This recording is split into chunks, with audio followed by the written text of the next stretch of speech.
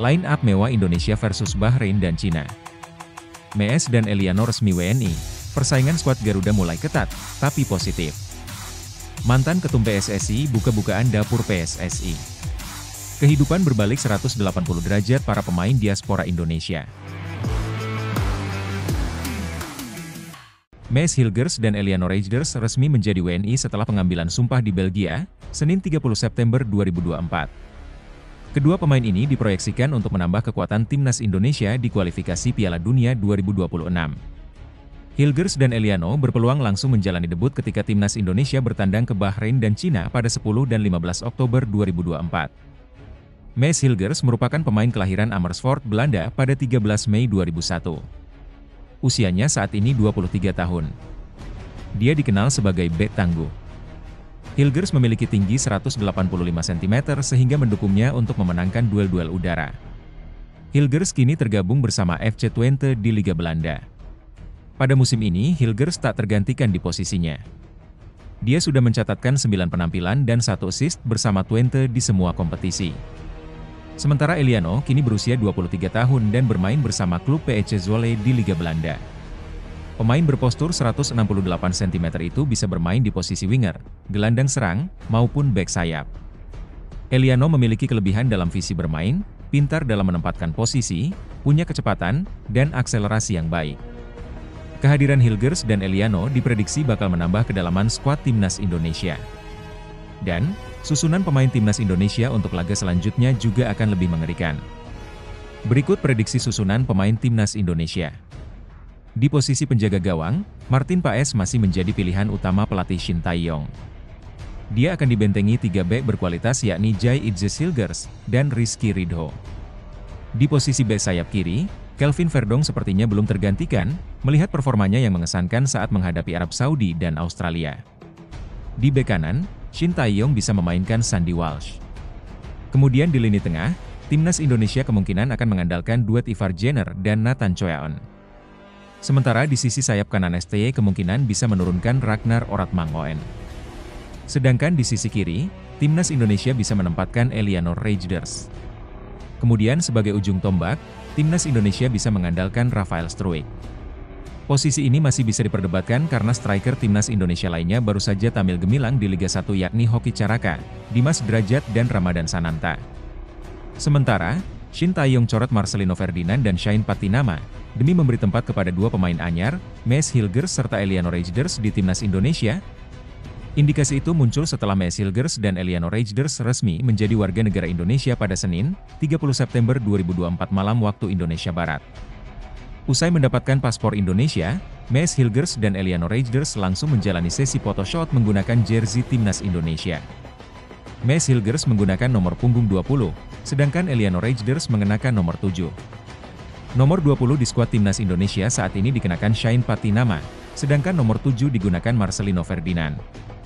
Shain Patinama pelan-pelan mulai tergerus di skuad timnas Indonesia.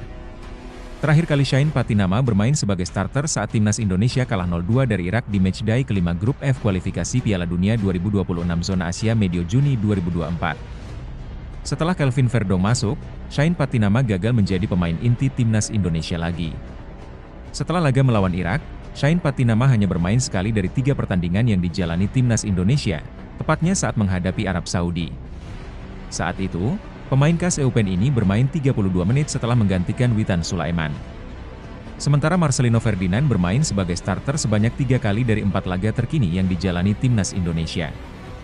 Namun, seiring kehadiran Eliano Reijnders, Marcelino Ferdinand berpotensi terpental ke bangku cadangan. Naturalisasi merupakan diksi yang akhir-akhir ini menjadi sorotan masyarakat saat membicarakan timnas sepak bola Indonesia. Mekanisme bagi warga negara asing untuk memperoleh kewarganegaraan Indonesia dengan tujuan agar dapat bermain di skuad Garuda itu kini tengah menjadi tren. Program ini bahkan sudah dimulai ketika PSSI dipimpin oleh Nurdin Halid, yang kemudian berlanjut ke era Johar Arifin Husin, Lanyala Mataliti, Edi Rahmayadi, Muhammad Iriawan, hingga terakhir era Erick Thohir. Kepada Tribun News, Ketua Umum PSSI periode 2011 sampai 2015, Johar Arifin Husin menceritakan bagaimana proses naturalisasi pemain di era kepemimpinannya. Johar mengungkapkan, secara umum fakta yang berlangsung di era kepemimpinannya, para pemain asing calon WNI itu terlebih dahulu harus membuat perjanjian berupa kontrak dengan PSSI sebelum melakukan naturalisasi. Dalam menyusun kontrak tersebut, pemain asing yang bersangkutan dapat menawarkan permintaan-permintaan yang dalam hal ini lebih cenderung berupa jaminan masa depan mereka di Indonesia kelak. Biasanya, kata Johar, para calon pemain naturalisasi itu meminta jaminan berupa dana, uang, atau pekerjaan. Ya tentu mereka akan memikirkan masa depannya. Mereka main bola ini kan, punya masa depannya jelas pasti.